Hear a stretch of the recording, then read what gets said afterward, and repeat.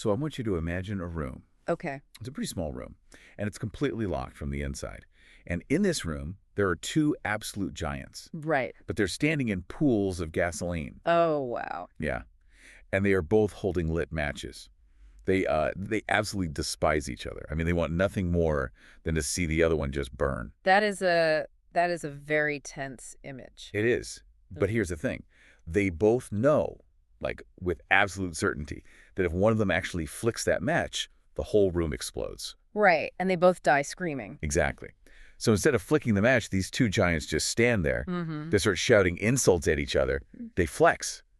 And then, and this is the crazy part, they start paying other people in the room to fight for them. That is basically the Cold War in a nutshell. Right. It really was this global staring contest, but with literal world-ending consequences in the background. Welcome back to the Deep Dive.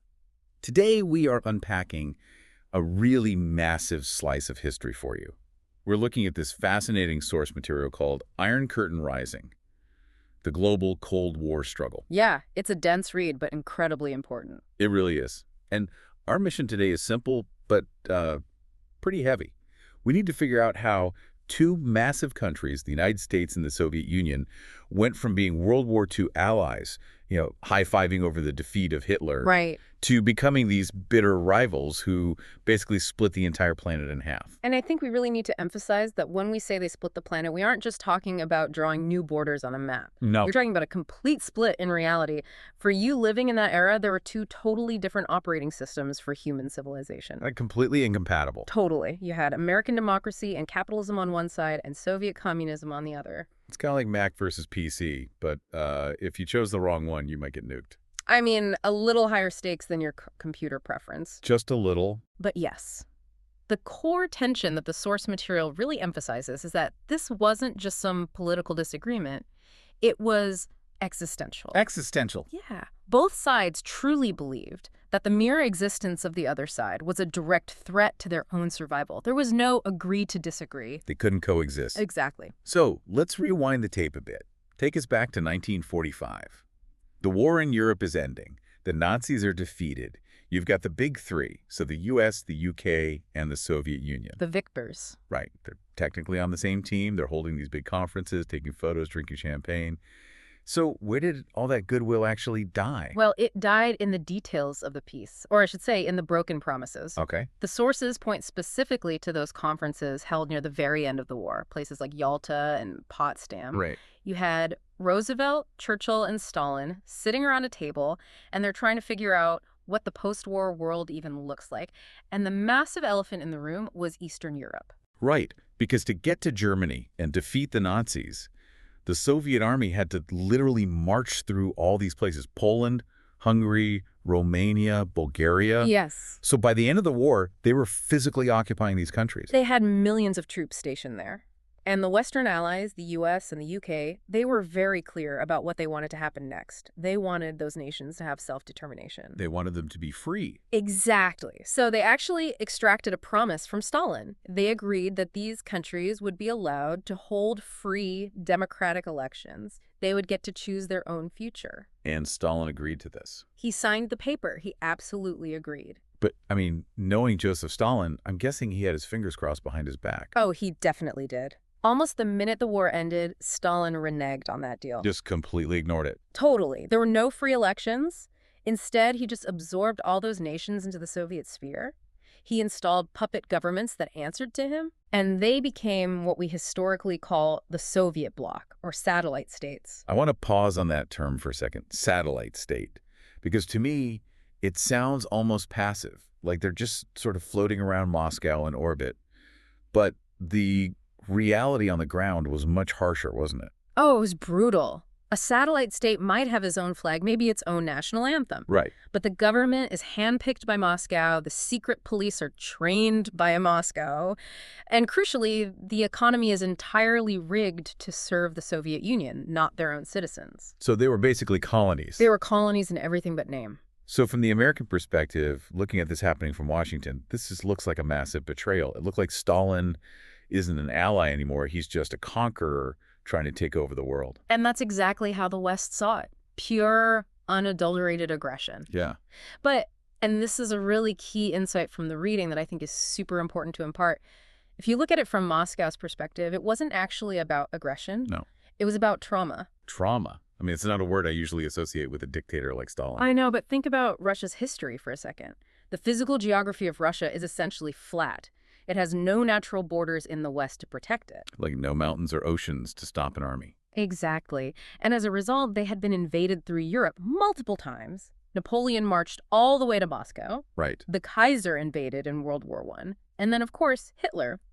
And the reading reminds us that the Soviet Union lost 27 million citizens fighting the Nazis. 27 million. That Yeah. is, I mean, it's a number so big, it's hard to even comprehend. It's staggering. And it creates a sort of national PTSD. So Stalin wasn't just power hungry, he was incredibly paranoid. He didn't want new territory just for the fun of conquering it. He wanted a buffer zone. A human shield. Precisely. He wanted a thick layer of controlled countries sitting right between the Soviet Union and the potential threat of the West. He was basically sacrificing the freedom of Poland and Hungary just to buy security for Russia. That is a really grim calculation. Just, sorry, Poland, but you're a bumper now. It's brutal realpolitik, and this is actually where the United Nations comes into the story. We often forget that the UN was founded right at this exact moment, in 1945. Oh, right. It was supposed to be the upgrade to the League of Nations. Because the League of Nations had failed so miserably to stop World War II. Right. So the UN was built to facilitate diplomacy so we wouldn't stumble into World War III. But diplomacy requires a baseline of trust. And there was none left. None. By 1946, because of this whole buffer zone issue and the rigged elections, whatever trust existed between the U.S. and the Soviets had completely evaporated.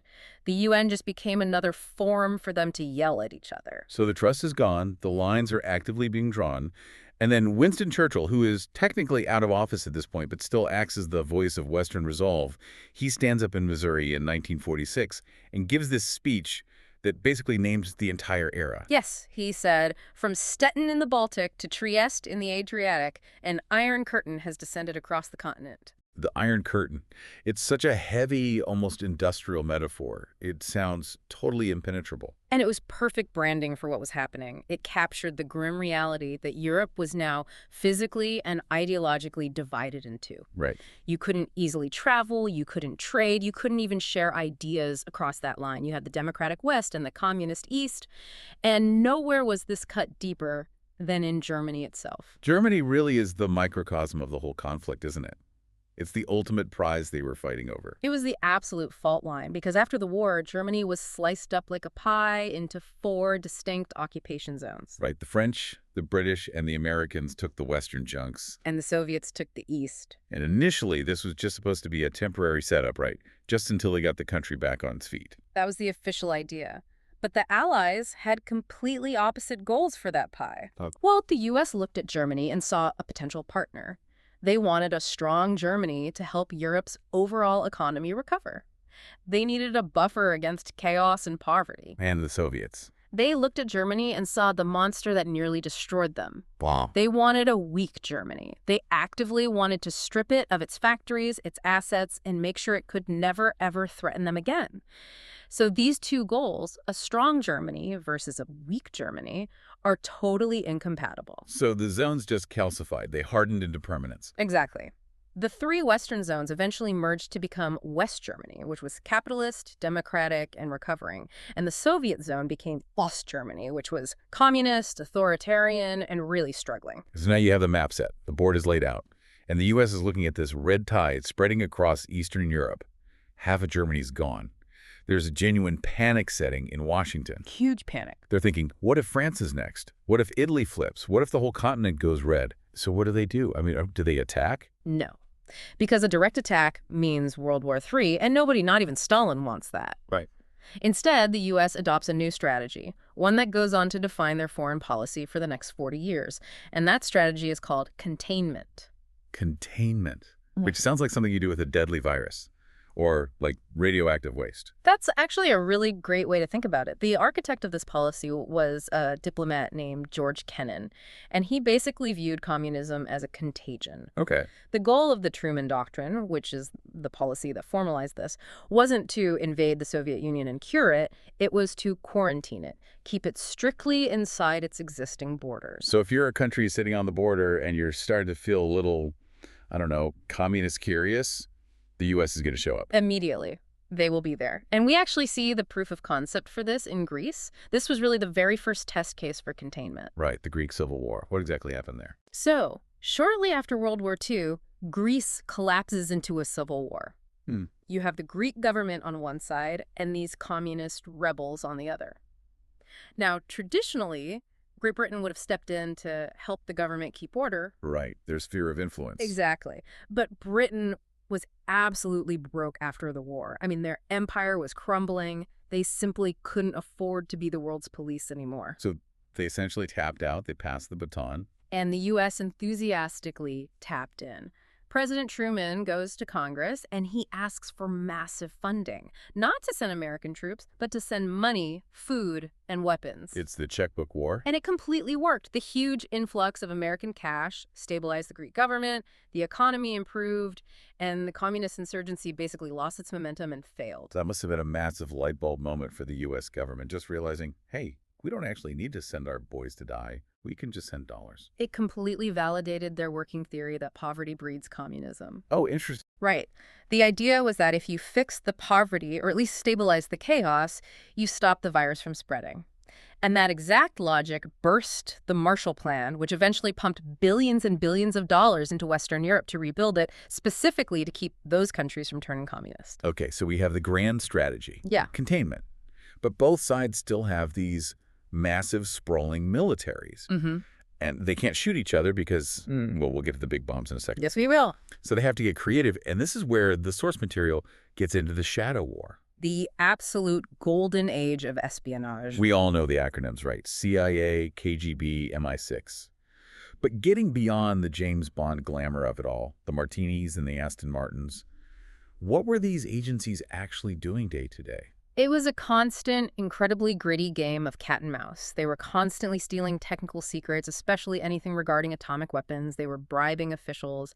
They were actively toppling governments in the third world. But a really huge part of the war was actually fought on the airwaves. We have to talk about the propaganda aspect. The battle for hearts and minds. Quite literally, the West set up organizations like Radio Free Europe. They built these massive radio transmitters and just blasted news, jazz music, and pro-democracy messaging straight through the Iron Curtain. Trying to bypass the censors? Exactly. They were trying to pierce that total information blockade the Soviets had set up. And what were the Soviets doing in response? I assume they were blasting their own stuff back. They were, but the Soviet propaganda strategy was really fascinating and, frankly, quite sharp. The sources point out that they didn't just stand there and say capitalism is bad. They actually looked at the United States and found the real cracks in the armor. Okay. Specifically, they targeted American racial segregation and inequality. Oh, wow. Yeah, that's a huge vulnerability. It was massive. You had the U.S. strutting around the world, claiming to be the beacon of freedom and democracy, yet back home you had brutal Jim Crow laws in the South. Right. So the Soviets would broadcast images of American civil rights abuses to the developing world, to countries in Africa, to Asia, and they'd say, look at them. They call this freedom. They're total hypocrites. That is devastatingly effective. It's weaponized truth. It really was. And it actually forced the U.S. government to confront its own domestic civil rights issues, not just out of any sort of moral awakening, but out of strategic necessity. They had to clean up their act. Right. They realized they simply couldn't win the global ideological argument if they looked like complete hypocrites at home. That's a wild dynamic. So you have this spy war happening in the shadows. You have the propaganda war on the radio.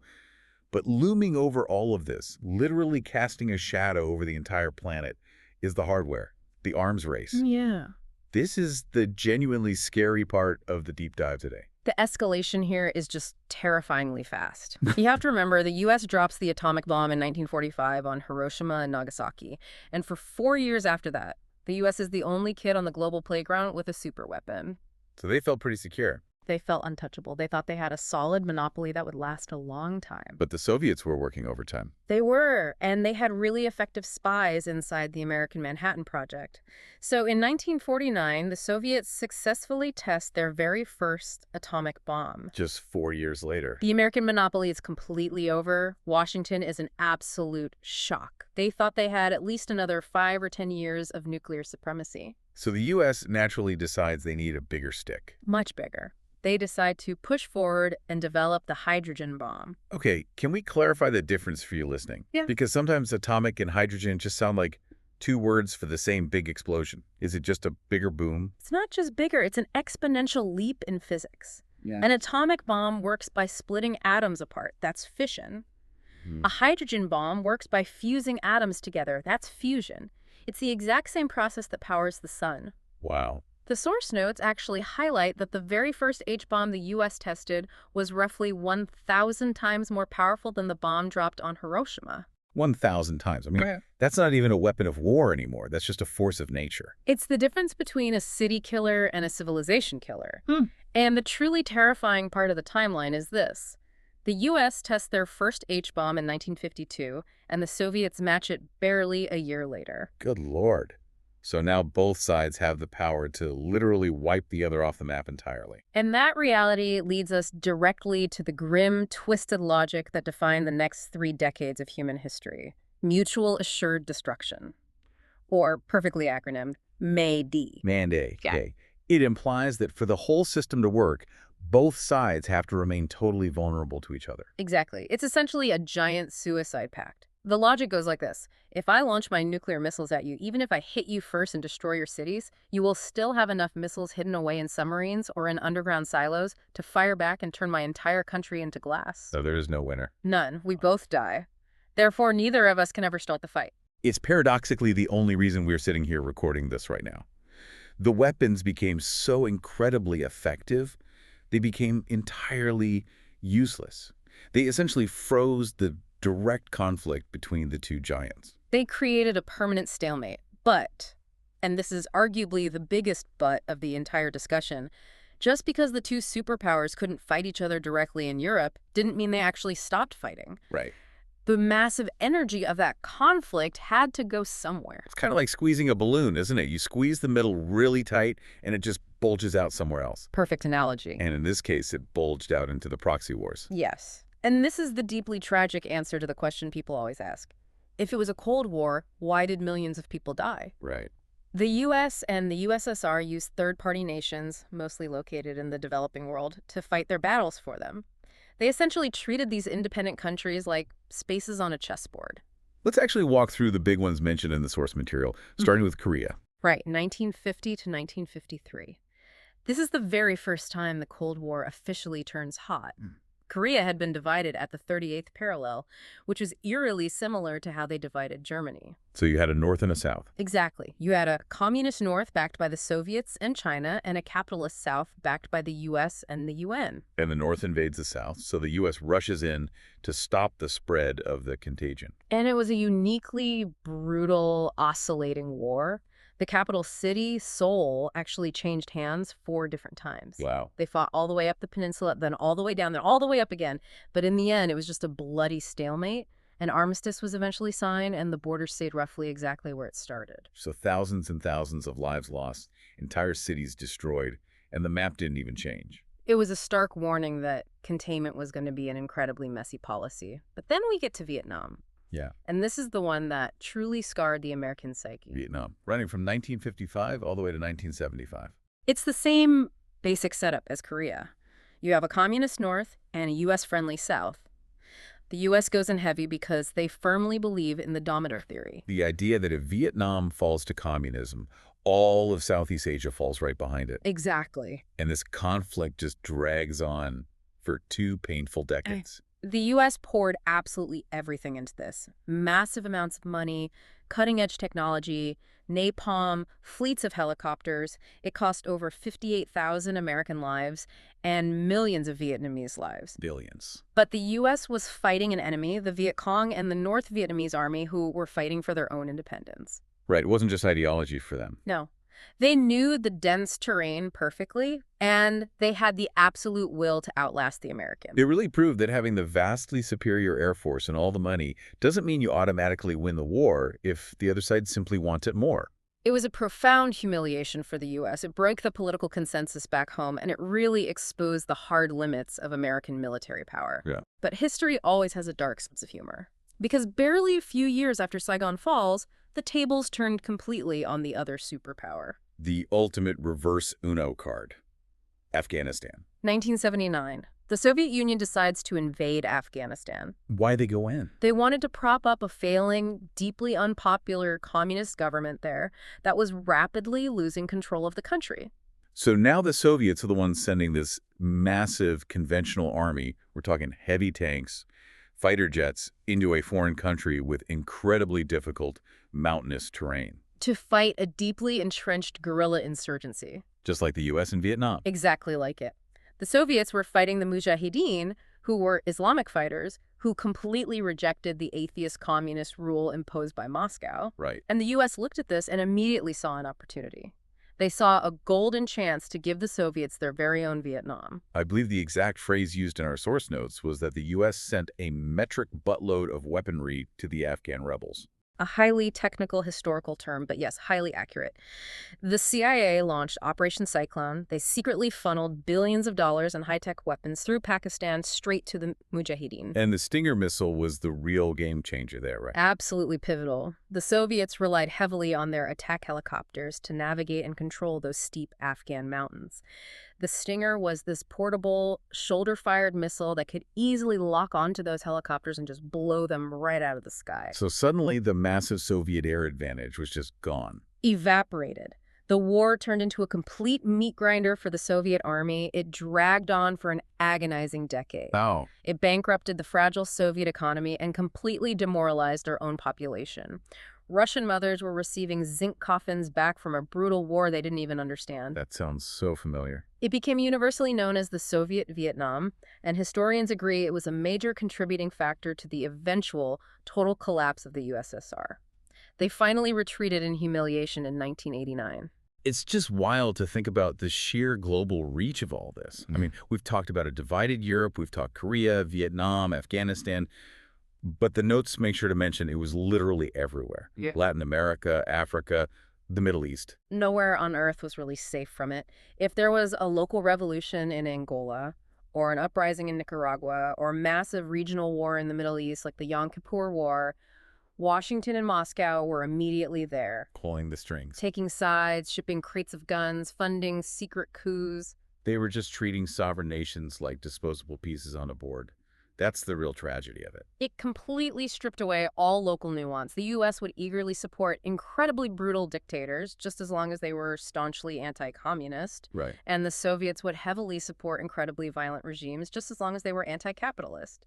The overarching ideology trumped basic morality every single time. So let's try to bring this all back together for you listening. It is a massive, overwhelming arc of history. We started with a broken alliance right after World War II in 1945. We saw the entire world physically split by an iron curtain. Yes. We built terrifying weapons that could literally end the world, and then because we couldn't use them on each other, we just exported that violence to the rest of the globe for 40 long years. And that is the true lasting legacy of the Cold War.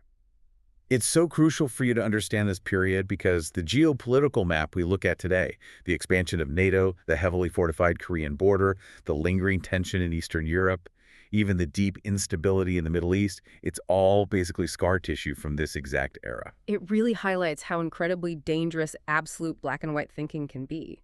When you view the other side not just as a political rival, but as an existential threat, as the enemy of truth, you can pretty much justify anything. Including the immense suffering of millions of people in proxy wars. Which perfectly leads me to the final question I really want to leave you with today. We so often hear the narrative that the West definitively won the Cold War. Right. The Soviet Union collapsed in 1991, the Berlin Wall came down, we all bought the commemorative t-shirt and celebrated. Exactly. But looking back at everything we've just discussed, it's really worth asking at what cost that victory came. It's a huge question. When you look at the scorched earth left behind in Vietnam, or the long-term destabilization of Afghanistan that directly led to the rise of modern extremism, or the brutal military dictatorships installed across Latin America. You have to wonder, was the strategy of containment actually a victory for global peace? Or was it really just a convenient way for the two superpowers to keep their own houses clean while they completely wrecked everyone else's? That is a very uncomfortable but absolutely necessary question. It forces us to look past the ticker tape victory parades and really examine the wreckage left behind. It is definitely something to chew on. Well, thank you for diving deep with us today into the global staring contest. Stay curious.